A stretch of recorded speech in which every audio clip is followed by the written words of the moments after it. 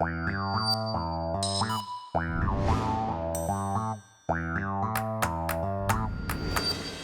à toutes et à tous. J'ai le grand plaisir donc de vous présenter, d'introduire la conférence d'Eve Chiapello. Alors Eve Chiapello, elle est actuellement directrice d'études de l'EHESS et directrice du Centre d'études des mouvements sociaux.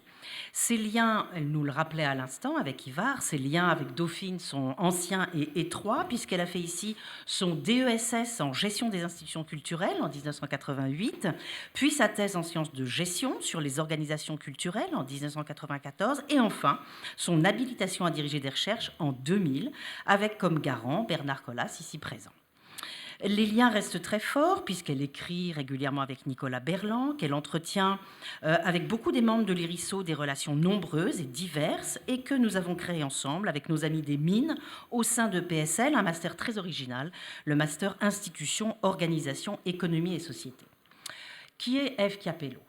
Eh bien, c'est une gestionnaire qui est devenue sociologue en travaillant sur les transformations du capitalisme à partir des formes, du changement et des outils de management. C'est donc une sociologue qui connaît et qui comprend les pratiques de management, ses outils et ses logiques, et qui accorde une très grande importance à la réflexion sur les formats de calcul et de rendu des comptes, ainsi que sur les fondements politiques et moraux de la mesure.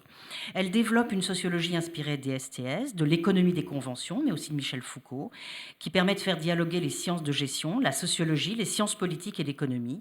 Pour elle, les disciplines n'ont pas vraiment de frontières. Nous avons ensemble proposé de découper sa carrière en 4 périodes.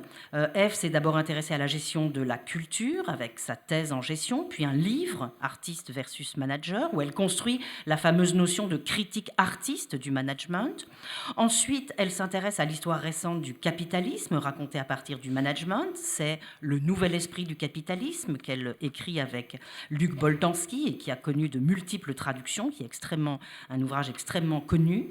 Elle s'intéresse également à la sociologie de la comptabilité, avec un très grand nombre de numéros spéciaux de revues, de nombreuses publications dans des revues anglophones. Elle développe la sociologie de la quantification, qui s'étendra ensuite à la sociologie des outils de gestion.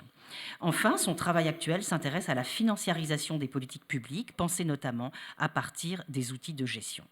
Après 23 ans passés à HEC, où elle a créé la fameuse majeure Alternative Management, qui était un programme de spécialisation orienté vers les alternatives, elle a été élue en 2012 sur la chaire de Sociologie des transformations du capitalisme à l'EHESS. Je rappelle qu'elle a reçu le prix Annelise Mayer en 2016 et je lui cède la parole.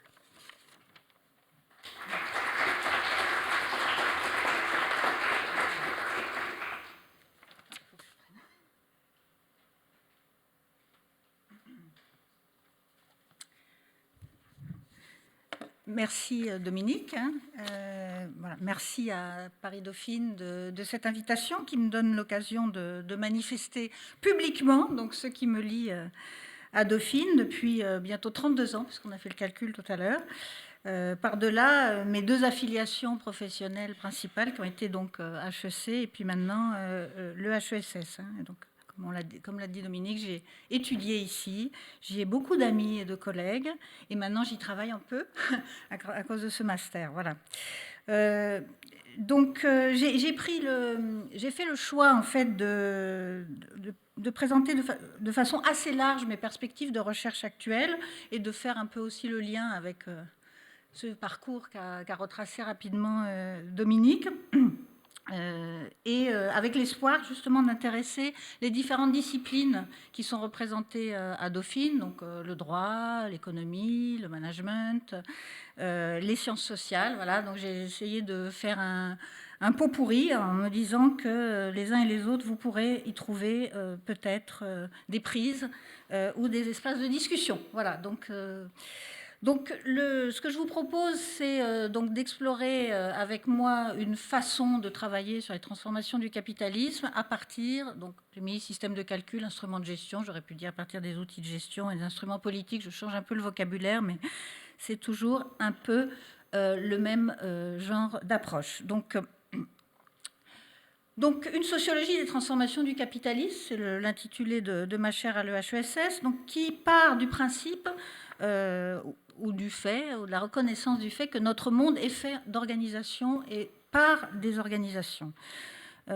qui est comment dire, un phénomène qui n'est pas du tout négligé à Dauphine, mais qui est souvent, comment dire, qui n'est pas au premier plan des sciences sociales qui vont travailler sur la transformation économique, qui vont s'intéresser par exemple plutôt au marché ou à des gros indicateurs macroéconomiques, voire même des travaux en sciences politiques qui vont en partie oublier ce fait organisationnel. Or, notre vie, elle est gouvernée par des organisations. Hein, de la naissance à la mort, notre vie est gouvernée par des organisations et par les normes, les produits qu'elles fabriquent. Alors, dans ce monde capitaliste, il y a évidemment des organisations capitalistes, des firmes, des entreprises capitalistes, c'est-à-dire des organisations qui sont orientées vers la réalisation de profits, avec cette structure juridique très particulière qu'est la structure capitaliste, qui est que les actionnaires ont un pouvoir de choix et de détermination sur ce que l'on fait avec ces profits, hein, qui me semble le cœur du système capitaliste. Donc, dans un système capitaliste, on est dans un régime dans lequel la satisfaction des besoins économiques se réalise principalement par le biais de ces firmes capitalistes qui vont vendre des produits et des services sur des marchés divers. Pour autant, et ça, on l'oublie, on regarde, enfin, on l'oublie, je ne veux pas dire qu'on l'oublie, mais on ne le prend pas toujours en compte. Ce n'est pas parce qu'on est dans un régime capitaliste que ces firmes travaillent seules. Et en fait, on est dans des réseaux d'interdépendance et de complémentarité extrêmement importants, avec des organisations publiques, des organisations de sécurité sociale, puisqu'on est dans une économie mixte en fait, et des organisations d'économie du tiers secteur, d'économie solidaire, d'économie sociale plus largement, ce qui fait qu'il y a une interdépendance très importante entre les circuits économiques capitalistes et les circuits économiques non capitalistes. On ne peut pas en fait penser le système économique, en tout cas c'est une de mes convictions, sans prendre en compte ces réseaux et ces liens très importants qui existent.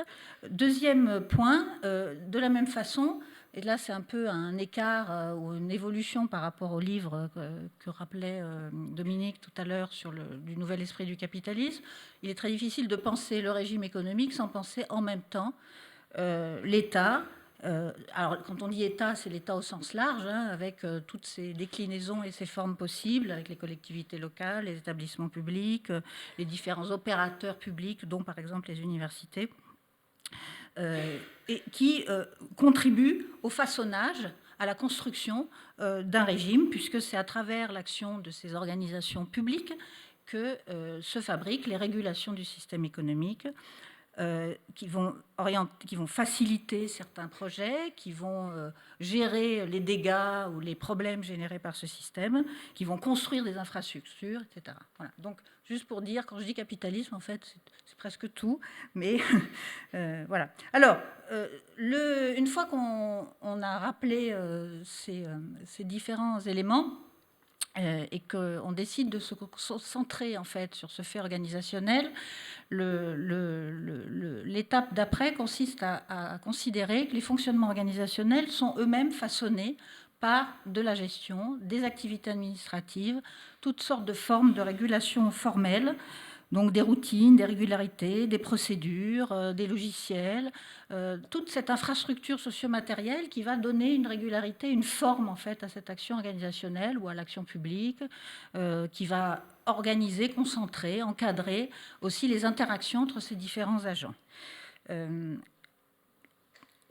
Et qui vont... Voilà, bref. Donc, voici la façon de centrer, de penser cette question, donc en entrant par des organisations et ensuite en s'intéressant à l'intérieur des organisations à ce flux socio-matériel et organisationnel qu'est la gestion, l'administration et toutes les formes de régulation formelle. Alors, donc ce que j'essaye de faire, c'est de développer des analyses qui partent des instruments politiques et des outils de gestion. Alors, j'ai mis les deux mots, parce qu'en fait, il y a l'instrument politique, ça pointe vers un courant de la science politique qui est un bout de la sociologie de l'action publique qui s'intéresse aux instruments politiques. Mais en fait, je pense que les objets qu'ils regardent sont presque les mêmes que les outils de gestion. Donc, c'est juste pour organiser encore une fois un dialogue. Alors, donc, quelle différence on peut faire quand même entre ces deux natures d'instruments, les instruments politiques et les outils de gestion? Donc, une définition assez simple. Les outils de gestion, on va dire que ce sont l'ensemble des instruments qui permettent à une organisation de contrôler les activités ou d'organiser, de coordonner les activités de l'organisation, donc plutôt en interne, donc c'est salariés et les activités internes. Donc, des exemples, une procédure de négociation budgétaire, des modes d'évaluation de la performance, des règles de bonus et de rémunération, des indicateurs de gestion, des feuilles de temps, des logiciels de gestion. Les instruments politiques, ça va être plutôt des instruments qui visent au contrôle par l'organisation de phénomènes extérieurs. Donc, dans le cadre d'une organisation publique qui mène une politique publique, être l'ensemble des instruments qui va viser à organiser des marchés ou à contrôler des comportements. Donc, et si on prend par exemple, je sais pas, le ministère de la Santé, le ministère de la Santé peut avoir des outils de gestion pour gérer ses hôpitaux, ses fonctionnaires, et puis avoir des outils politiques quand il s'agit d'agir sur les comportements de prévention des citoyens. Voilà. Donc là, le but, c'est de contrôler des choses qui se passent à l'extérieur de l'organisation, sur lesquelles les asymétries de pouvoir ne sont pas réglées par du pouvoir hiérarchique et donc il faut à la fois encadrer. Quand on a la puissance publique, on peut autoriser, ne pas autoriser certains comportements, et puis également inciter. Alors, le type d'outils qu'on va rencontrer à cet endroit, ça va être des procédures de financement, par exemple, qui est un des grands instruments politiques de contrôle par l'État, par exemple, des universités ou de la recherche, des instruments de financement, d'accès à certaines prestations, donc des obligations de déclaration. Quand dans un secteur, on ne peut pas, par exemple, ouvrir des pharmacies n'importe où, il faut avoir une autorisation, donc des agréments, mais aussi les systèmes statistiques. Le système statistique d'État n'a pas exactement le même rôle qu'une comptabilité d'entreprise, puisque le système statistique d'État, il va chercher à comprendre un état d'économie, un état de la santé, etc., pour piloter un peu à distance, mais on n'est pas exactement sur le même type de production quantitative, l'évaluation de politique publique. Et on peut aussi dire que avec cette dichotomie assez simple, qu'on peut tout de suite d'ailleurs critiquer, les entreprises ont aussi des instruments politiques. Une grande partie du marketing, par exemple, on pourrait dire c'est de l'outil de gestion, mais qui est de l'instrument politique, puisqu'il s'agit de faire venir des clients, de leur faire des choses, alors qu'on n'a pas de pouvoir hiérarchique sur eux. Donc, on pourrait aussi se dire que les entreprises elles-mêmes manient des formes d'instruments politiques quand il s'agit de faire autre chose que de la coordination interne. Alors, bien entendu, il y a une continuité entre ces différents objets. On a des instruments politiques qui prescrivent des outils de gestion. Donc un des cas sur lesquels j'ai travaillé avec une de mes doctorantes, qui était les réglementations bancaires. Les réglementations bancaires vont à la fois organiser les rapports et le contrôle des banques, mais vont aussi prescrire aux banques des façons de gérer les risques, etc. Donc vont prescrire des instruments de gestion. On a également une bonne partie des instruments politiques qui sont incorporés dans les outils de gestion. Par exemple, une norme comptable. Une norme comptable, c'est avant tout un instrument politique. Il s'agit de gérer, d'organiser, de normer la relation entre une firme et des bailleurs de fonds ou des parties prenantes extérieures à l'entreprise. Pourtant, on tient des comptes en interne, en partie en suivant les normes comptables. Donc on voit bien que les normes comptables, elles sont les grilles de classification professionnelle. Elles sont réglées par des accords, les négociations professionnelles entre patronat et syndicats. Donc elles sont plutôt extérieures à l'organisation et pourtant elles vont rentrer dans les systèmes de paye, etc. Donc juste pour vous dire que on peut tout de suite défaire l'opposition que j'ai faite. Et enfin, on s'apercevra, et ça c'est peut-être une évolution du New Public Management, que de plus en plus, on a ce qui était plutôt des outils de gestion qui deviennent maintenant aussi des instruments politiques. Par exemple, l'arrivée de la gestion par projet, qui est au départ quelque chose qui se fabrique plutôt à l'intérieur des entreprises dans le management public, par exemple dans le management de la recherche, cette recherche par projet dans laquelle on est pris. Donc, le projet est devenu un instrument de contrôle et d'orientation des activités de recherche des universités. Donc c'est devenu aussi un instrument politique. Alors les activités de benchmark aussi, par exemple. Voilà. Alors, si on choisit tous ces différents objets, ces artefacts, on peut, selon l'objet que l'on choisit, on va pouvoir, à partir de cette entrée, regarder, faire une sociologie du travail, une sociologie des organisations, des modes de décision, des marchés. Il y a un courant de recherche en sociologie économique qui travaille sur les instruments du marketing et qui vous explique qu'en fait, les marchés sont fabriqués par les instruments de marketing, qui fabriquent l'intermédiation, qui fabriquent la rencontre de l'offre et de la demande, etc. Et que si on met de côté le marketing, on ne comprend rien au marché. Voilà. Et puis, évidemment, on a une certaine vision du fonctionnement du capitalisme en faisant ça.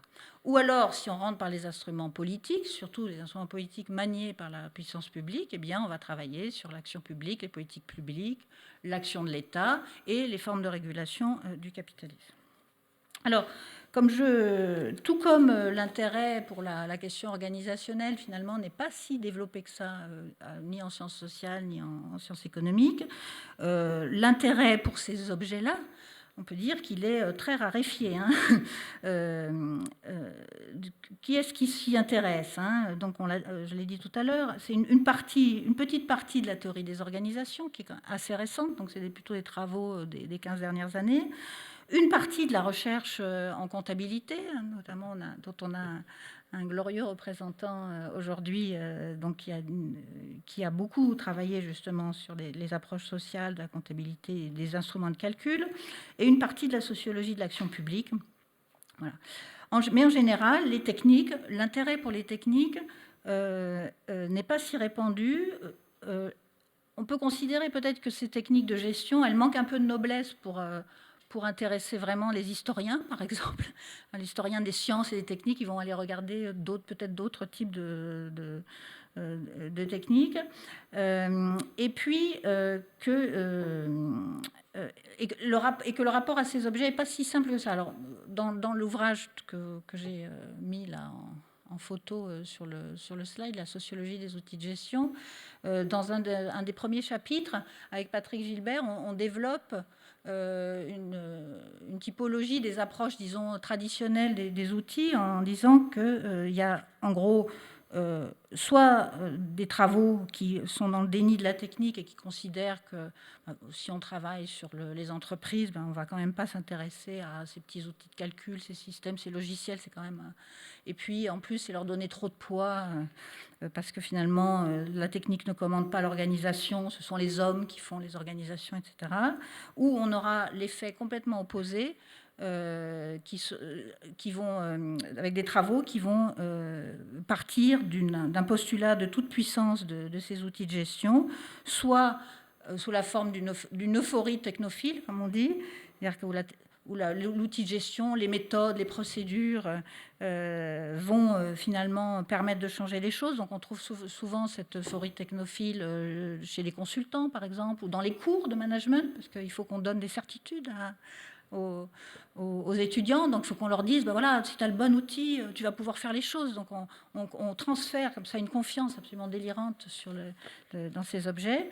L'opposé étant en sciences sociales, la réaction technophobe qui va consister à dire, il y a un indicateur de performance, il y a d'évaluation de performance, donc c'est le néolibéralisme qui va nous opprimer. Voilà. Bref, donc l'objectif est d'être sur cette crête étroite où on prend au sérieux en fait ces objets, disant ils sont importants, ils jouent un rôle, sans verser dans l'hypothèse d'une toute-puissance, soit parce qu'on est technophile et on croit que tout va être changé par ça, soit parce qu'on est technophobe et on pense qu'on va être opprimé ad vitam par ces objets. Voilà. Bref, donc je continue. Je ne sais pas combien de temps j'en suis là. Je ne vois pas mon... Bref. Alors, donc, on rentre par ces objets pour donc décrire les systèmes. Hein, et la proposition méthodologique, là, vous voyez, je fais de la publicité, je mets le même livre publié en anglais, donc à Cambridge University Press cette année. On va suivre donc ces outils pour changer d'échelle, hein, parce que l'objectif c'est de décrire le capitalisme, hein, c'est pas de décrire une situation. Donc la proposition méthodologique, c'est d'entrer par ces objets pour décrire plus largement des systèmes. Alors, toujours dans ce livre, on distingue avec Patrick Gilbert deux états, deux modes d'existence ou deux formes de ces objets, ce qu'on appelle, bon, c'est pas de la grande théorie, mais c'est une classification qui a le mérite de faire penser, des formes circulantes et normatives, qu'on va avoir par exemple sous la forme d'une inscription dans le droit positif, la hard law, ou des procédures administratives, ou des codes, par exemple, de le soft law. Alors pourquoi c'est circulant et normatif? Normatif, c'est évident. C'est circulant, pourquoi? Parce que ces formes-là, des outils, des instruments, ont une vocation à se diffuser de façon large, et quand on est dans le cadre de la loi, eh bien, ça a une vocation à se diffuser sur un territoire. Hein. Voilà. Autre cas de forme circulante ou normative, des formes moins structurées, sous la forme de bonnes pratiques, de modes, les manuels, les méthodes, les formats, les méthodes de calcul. Voilà. Donc là, ces formes-là, elles vont circuler justement dans les manuels, dans les enseignements de management. Troisième forme circulante et normative, les progiciels. Donc tout ce qui est déposé dans les progiciels. Alors, le progiciel, comme vous le savez, c'est la partie sur étagère du logiciel. Et ils doivent être, pour agir, ils doivent être ensuite adaptés, calibrés, implantés dans des situations. Donc ça nous amène donc à la deuxième forme de l'outil de gestion, qui est la seule forme agissante sur les activités économiques, qui sont les formes inscrites et situées, où là, l'outil de gestion est incorporé dans des pratiques organisationnelles, est installé dans des processus. Donc là, il faut s'intéresser aux formes d'adoption, volontaires ou forcées, au travail que vont faire les acteurs pour inscrire, pour traduire ces formes circulantes et normatives dans des situations, pour les rendre effectives. Voilà. Alors évidemment, l'objectif pour décrire un système, c'est de circuler en fait entre ces différentes formes, regardant tant, par exemple, si je prends sur le travail sur les normes comptables que j'avais fait en regardant tant le lieu de discussion, d'élaboration des normes comptables, qu'en allant regarder ce que ça fait dans une organisation particulière que d'adopter telle norme, tel format, telle charte. Donc on peut circuler de l'espace de discussion de la charte jusqu'aux acteurs qui vont l'utiliser et l'employer. Voilà. Et si la charte est très largement diffusée, on peut considérer qu'on commence à décrire quelque chose qui est un système. On n'est peut-être pas jusqu'au capitalisme, mais... Et donc on va suivre les outils, les réseaux d'outils, et on va suivre le continu, les multiples chaînes de traduction, de tissu continu des normes et des instruments. Et donc pour reprendre l'exemple du travail de Céline Beau, qui a donc travaillé sur la réglementation de Bâle 2 pour le risque de crédit. On peut travailler au niveau, en amont de la loi, au niveau de la discussion du comité de Bâle, qui a un niveau de soft law, en quelque sorte. Puis, on peut regarder la façon dont ces discussions de soft law sont incorporées dans des lois, traduites dans des lois, comment elles sont reprises par des agences gouvernementales dans les différents pays, comment ces agences fabriquent des procédures, fabriquent des formats, des formulaires, des systèmes de logiciels, des logiciels qui vont récupérer tous les trimestres les indicateurs des banques, maintenant des assureurs, etc. Comment les banques vont fabriquer des logiciels on peut descendre jusqu'au guichet du banquier qui se retrouve un jour, il ne sait pas pourquoi, son système d'évaluation du risque de crédit pour évaluer les PME a changé. Voilà. Et donc l'objectif, si on prend cette histoire-là de la discussion internationale au niveau du comité de Bâle jusqu'au guichet de la banque de quartier, eh bien, on peut suivre en fait la même histoire dans toutes ses formes, dans la loi, dans les réglementations, dans les différents logiciels, dans les procédures, etc. Et si on choisit bien, c'est ça l'objectif, si on choisit bien l'objet qu'on suit, qui va donc se transformer, il va passer d'outil en outil, de format en format, eh bien, on peut arriver, je pense, à dire des choses, par exemple, sur la transformation du système bancaire. Voilà. Alors, dernier point théorique, les questions que l'on peut se poser à partir de ces instruments, ces outils de gestion.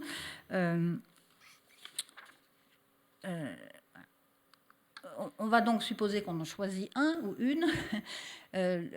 Premier principe, on va essayer de ne pas dissocier une approche internaliste, c'est-à-dire qui s'intéresse vraiment au contenu de l'outil technique, d'une approche externaliste qui s'intéresse aux acteurs, aux discours et aux dynamiques politiques. Alors cette distinction, c'est une distinction qui est assez classique en histoire des techniques.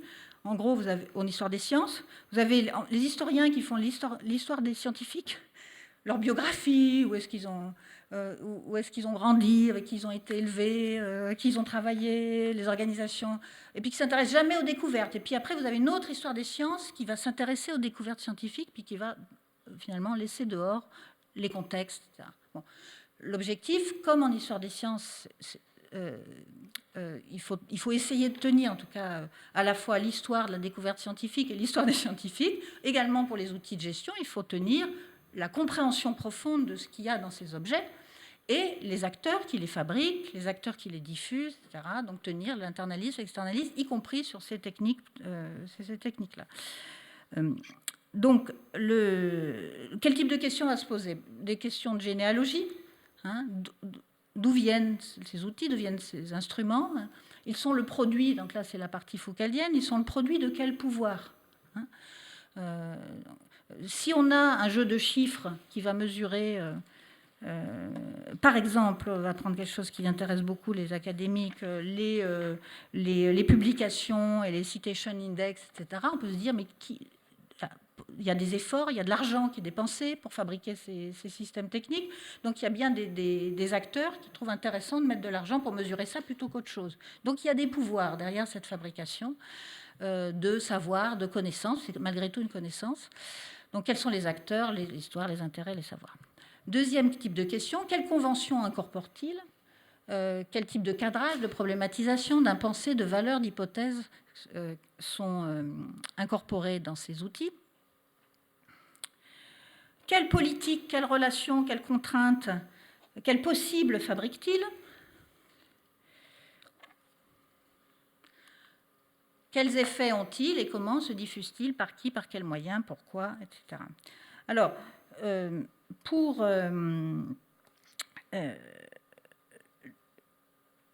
oui, alors donc j'avais prévu éventuellement de faire des exemples. Je ne me rends pas compte s'il faut que je fasse des exemples ou pas, si aussi je suis en territoire conquis d'ores et déjà. Voilà. Donc, par exemple, pour les conventions, sur les conventions de mesure, parce que j'avais annoncé de vous parler des systèmes de calcul, donc je vais prendre un exemple qui va plaire à Dominique. Donc, vous savez qu'il y a eu d'énormes controverses sur le calcul du PIB. Donc, parmi les conventions, pour calculer un PIB, il faut avoir des conventions de richesse. Qu'est-ce que c'est que la production de richesse et quelles sont les activités qui rentrent dans cette production de richesse? Comme vous le savez peut-être, le travail domestique des femmes n'est pas considéré comme une fabrication de richesse, alors que le travail du jardin potager familial des hommes, habituellement, dans les partages genrés du travail, est considéré comme entrant dans une fabrication de richesse. Voilà. Donc là, on va se dire, mais comment se fait-il que dans le calcul du PIB, on intègre le travail des hommes domestiques et pas le travail des femmes? Voilà. Alors, il y en a qui vont dire, oh, c'est très, très difficile de mesurer le travail des femmes, etc. Il n'y a pas de valeur. Alors on va dire, mais c'est pas vrai, il y a des tas de femmes de ménage, de repasseurs, il y a une valeur marchande de ça. Donc on arrête de dire des bêtises. Voilà. Bref. Donc, c'est une convention. Voilà, c'est ça le concept de convention. Et ces conventions, c'est bien au-delà que ça va bien au-delà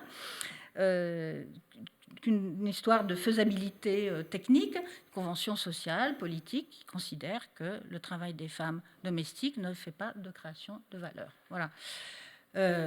Et donc c'est intéressant. Face à n'importe quel chiffre, n'importe quel indicateur, on ne peut pas fabriquer un chiffre sans prendre un certain nombre de décisions arbitraires. L'objectif est de retrouver ces décisions arbitraires et de les lier au contexte sociopolitique, aux normes morales qui les font tenir et qui les justifient. Donc toute l'histoire du PIB, c'est aussi l'histoire des controverses, de ce qu'on va faire entrer ou pas, en fonction, à un moment donné, de ce qui va être considéré comme légitime. Voilà.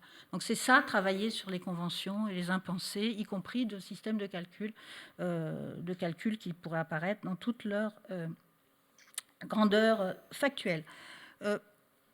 Je voulais prendre un autre exemple qui me permettra de faire le lien avec quelque chose que je vais vous dire plus tard, permettra aussi de montrer comment on peut lier ces différentes questions, qui est la question de l'impact. C'est un des mots qui m'intéresse en ce moment.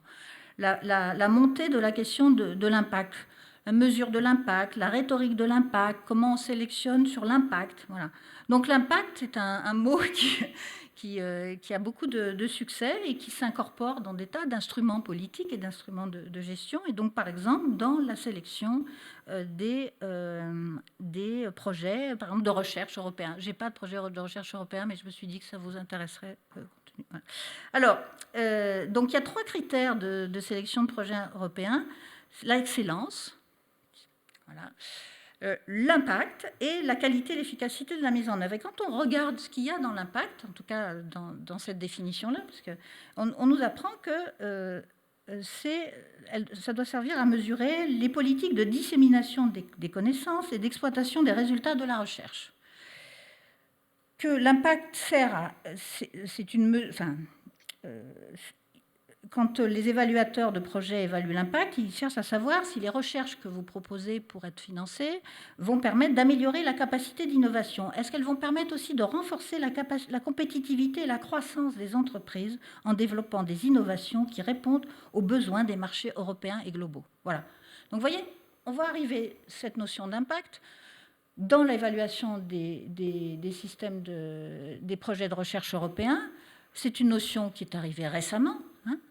On n'évaluait pas la recherche sur l'impact. Et vous voyez que qu'est-ce qui vient avec la notion de l'impact? C'est une certaine finalisation des travaux de recherche. Et à partir de ce moment-là, on peut se dire, mais comment se fait-il que cette notion-là arrive? D'accord? Alors, elle peut arriver parce qu'il y a des grands méchants qui veulent absolument que la recherche serve à l'économie. Je pense que c'est une partie de l'histoire. Mais elle arrive aussi parce que les systèmes d'évaluation de l'excellence, avec la bibliométrie,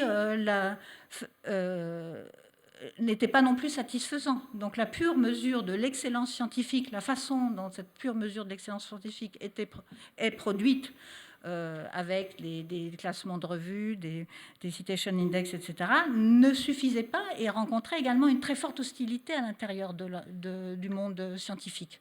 Donc on a les raisons pour lesquelles l'impact va arriver, il peut arriver comment dire, parce qu'il y a des acteurs de nature très différente qui vont finalement converger sur le fait qu'il faudrait rajouter quelque chose, prendre en compte autre chose dans la recherche. Donc pourquoi pas l'impact? Et puis après, il y a le travail d'interprétation de l'impact, et puis évidemment des effets qui sont assez importants, puisque les porteurs de projets doivent raconter comment ils vont produire des impacts, ils doivent produire des impacts, et donc une partie des budgets va partir pour faire de la dissémination, de la formation, des films, par exemple. Bref. Alors, ces objets sociotechniques, je sens que je ne vais pas avoir le temps de faire la deuxième partie, pèsent dans les situations. Il est important de s'y intéresser. Je vous l'ai déjà dit abondamment. Pourquoi? Je vais le dire autrement. Parce qu'ils créent et proposent des connaissances. Donc ils ont des effets de véridiction, ils disent le vrai. Ils ont des effets de valorisation. Ils sont structurants, puisqu'ils habilitent et contraignent l'action. Ils ont des effets de sélection. Je prends le cas de l'impact. Si le projet, on n'arrive pas à démontrer que le projet de recherche aura de l'impact, on ne sera pas financé. Des effets de distribution. Je continue à prendre cet exemple-là, mais il y a des équipes de recherche qui vont être financées, d'autres qui ne vont pas être financées, donc des distributions économiques. Et puis évidemment des effets politiques, puisque l'intérêt d'outils ou d'instruments de mesure, c'est de faire passer pour des jugements de fait, ce qui sont des jugements de valeur, donc, et de légitimer évidemment les distributions, les asymétries qui sortent. Donc je ne vais pas développer plus parce que je n'ai pas le temps. Alors, quelques exemples dans mon histoire de recherche. Donc le premier, c'est le travail que j'avais fait avec Nicolas Berland, qui est ici, sur le contrôle budgétaire. Donc on avait suivi, enfin Nicolas surtout a suivi, mais j'avais fait un petit bout de la route avec lui. Voilà, où l'outil dont on suivait la carrière était le contrôle budgétaire. Un travail que j'ai pu faire au moment où l'Union européenne avait décidé de faire entrer dans le droit positif européen les normes comptables internationales. C'était en 2005. Donc je suis partie des comptables. À l'époque, j'étais encore comptable, qui ont beaucoup travaillé sur cette arrivée. Donc, il y a eu différents textes, notamment un texte avec Karim Medjad sur la transformation de la gouvernance européenne. Finalement, en entrant par cette histoire comptable, on pouvait réfléchir sur les transformations de la gouvernance européenne.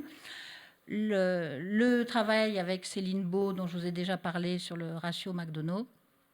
Et puis, un autre travail avec Christian Walter, qui était là, cette fois, sur l'histoire des formes de valorisation en finance.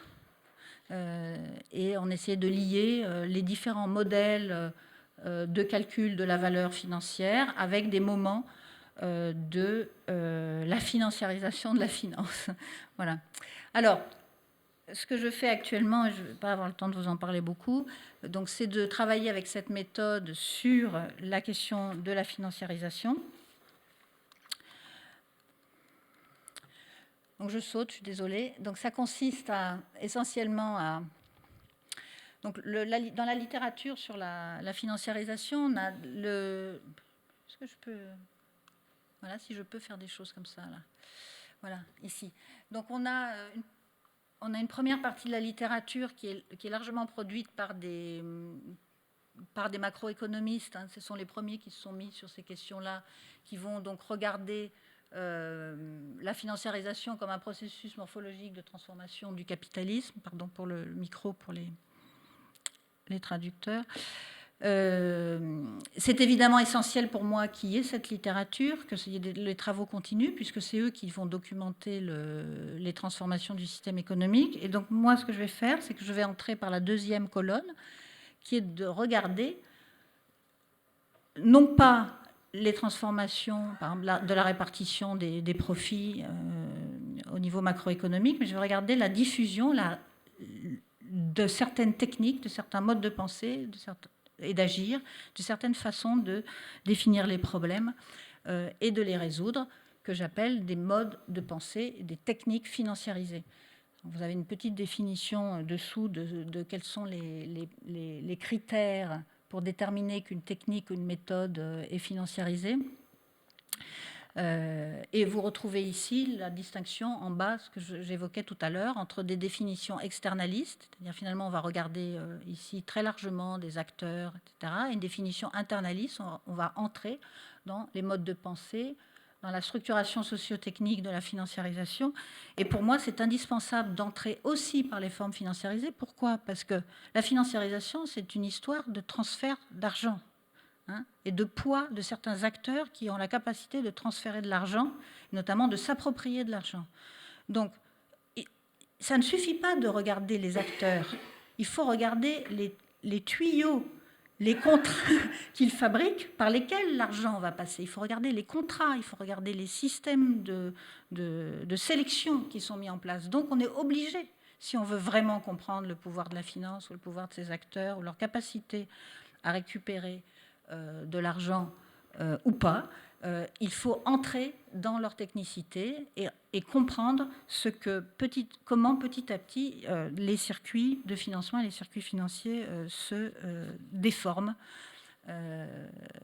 par l'emploi de ces outils de calcul et ces formes gestion.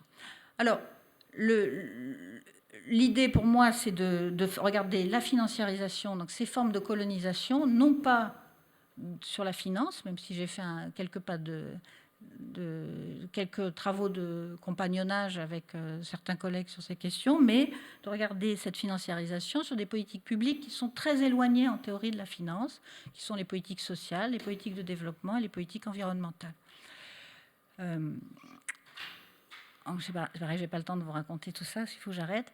Donc, voilà. Donc, pour vous donner le type d'exemple de politique publique qui se financiarise, et l'importance au niveau des formes circulantes, je continue avec de cette financiarisation, j'ai pris certains événements ou certains rapports. Donc là, c'est un rapport du G8 sur l'impact investing, qui est la promesse que les acteurs financiers vont pouvoir financer des activités sociales et résoudre en partie les problèmes de l'État-providence. C'est-à-dire qu'ils vont amener finalement de façon volontaire de l'argent pour financer les activités sociales. Donc c'est un mouvement qui est très puissant, en tout cas qui fait au moins beaucoup de bruit. Je ne sais pas s'il est très puissant. Il n'apporte pas beaucoup d'argent, mais enfin, il a une grosse force de propagande, disons. Voilà, donc ça, c'est un des exemples. Impact Investment, vous voyez, le cœur invisible des marchés. Un autre exemple qui est du même type, en fait, qui est un peu plus ancien, qui est le développement de techniques innovantes de finance pour financer les activités de développement dans les pays en voie de développement.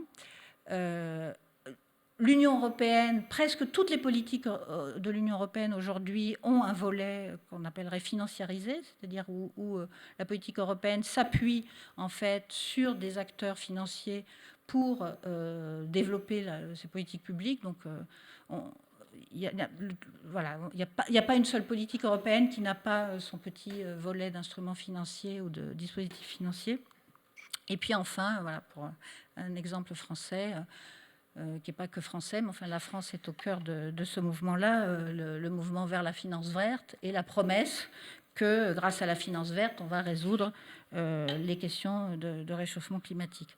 Donc l'enjeu pour moi maintenant aujourd'hui, c'est de travailler en regardant les outils, en regardant les acteurs et à essayer de documenter comment des outils qui viennent de la finance, des acteurs qui viennent de la finance vont venir coloniser, transformer la façon de fabriquer des politiques publiques, environnementales, sociales ou de développement. Et je vais donc m'arrêter là. Je vais vous donner quand même le dernier schéma, voilà, qui est celui-ci, que je ne pourrai pas commenter, mais qui consiste...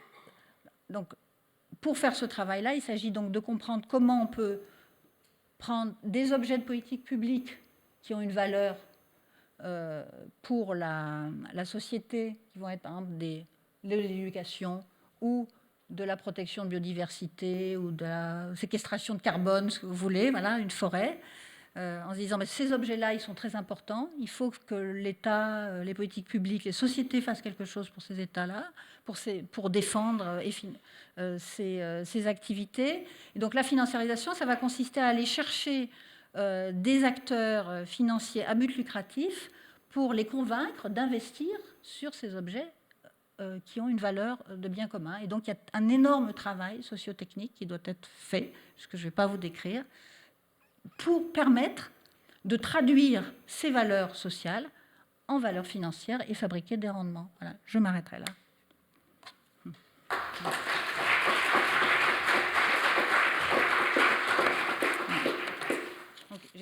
Il me manque un tiers des slides, mais c'est pas grave. Merci beaucoup. Est-ce qu'il y a quelques questions, une ou deux questions?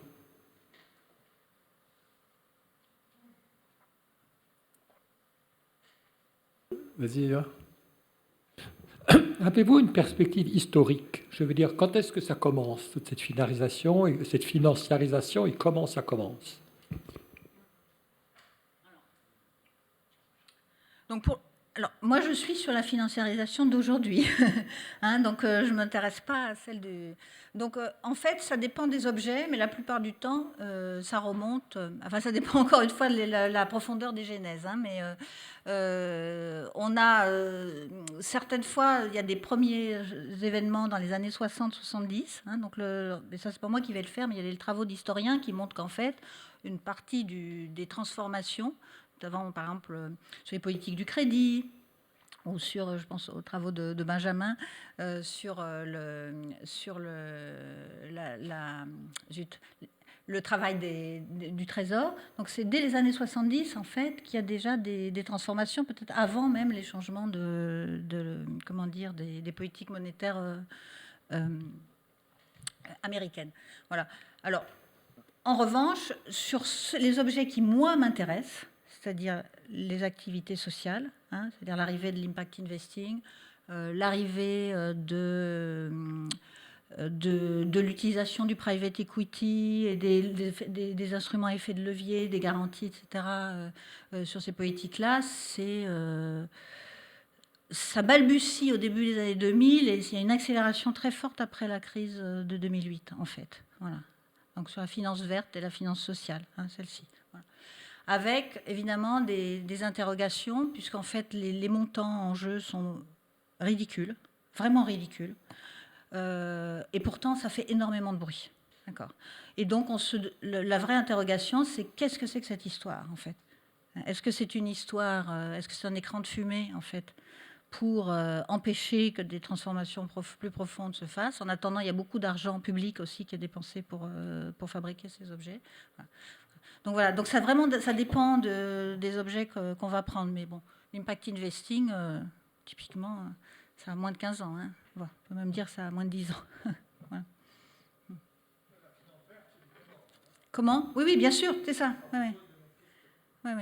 Et la finance verte, enfin ça dépend si on remonte au marché carbone, mais ce qu'on appelle aujourd'hui la finance verte, c'est même 2015. On peut dire que le moment où ça sort vraiment du chapeau, c'est 2015 autour des accords de Paris, en fait. Hein, donc voilà.